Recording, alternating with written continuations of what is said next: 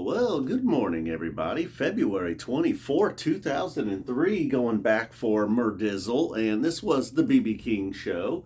And I remember back then some people being a little bit down on this show, a lot of people really.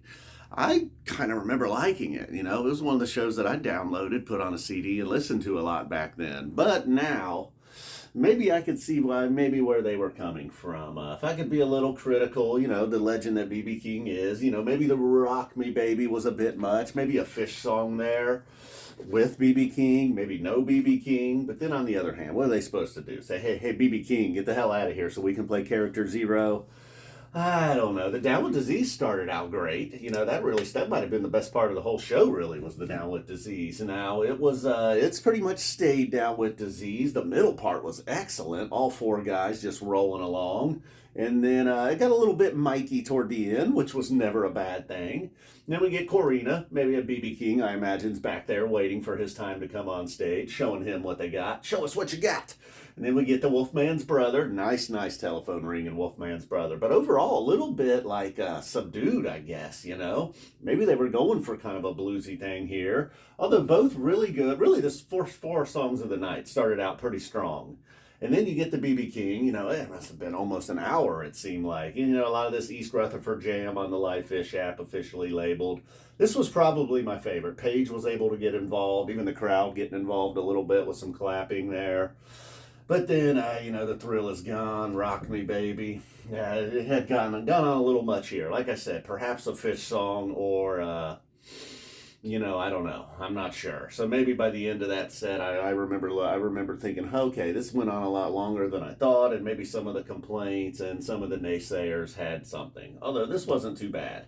If that would have been all they did and extended that by another 5 minutes, that'd have been great. All right, so let's get over here to Halley's comment, but first we'll pause to let the cat out.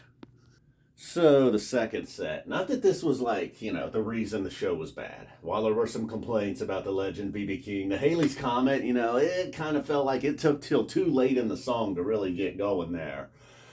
For a song that they're going to try to take outside the fence and open up the second set with, it just nothing really happened in there until way too late in the song, which then it kind of gives into Hood. Hood, again, a little bit inconsistent with the build. Maybe Trey having a little too much freedom, but then when it would finally connect, it sounded great. Then we get over to this Heavy Things. Now, this Heavy Things, I don't know, the H's were wild, I guess. I don't know. Trey had the H on the mind.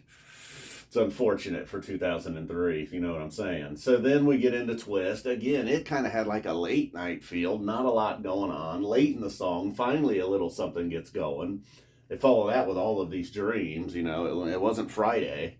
So then Waves hadn't really gained its respect yet. People didn't really appreciate Waves. Hadn't been that big monster yet. I was probably even one of those people that was a little meh on Waves, Sample in a Jar, while I've been big on it recently, this one just kind of didn't have it. The Chalk Dust Torture, it was the set-ending Chalk Dust Torture that you would expect.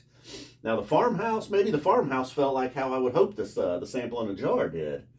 But you're certainly not going to steal or win back an average to okay show with a Farmhouse encore, So if you look at the lack of red, all the way back here is where your highlight was. These were nice. The Wolfmans and Limb by Limb back to back. And like I said, not that any of this was horrible, but maybe it just went on a bit long. It all felt like each song was just slightly varied. Little variations there, not much. But I did like Paige getting involved here. I did like parts of the Hood, but not all of it. Sometimes the build's a little inconsistent there. Trey giving himself a little too much freedom. I don't want to go back to that Zappa quote that I've been carrying on about, but...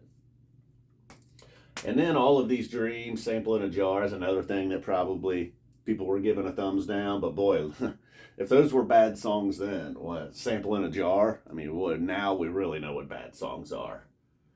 So there you go, Murdizzle. I hope I mentioned you at the beginning. Boom, if not. I'm a little inconsistent. I'm like Harry Hood jams. A little inconsistent. Sometimes I mention the members that request the show, and boom, there you go. That's your April request, Murdizzle.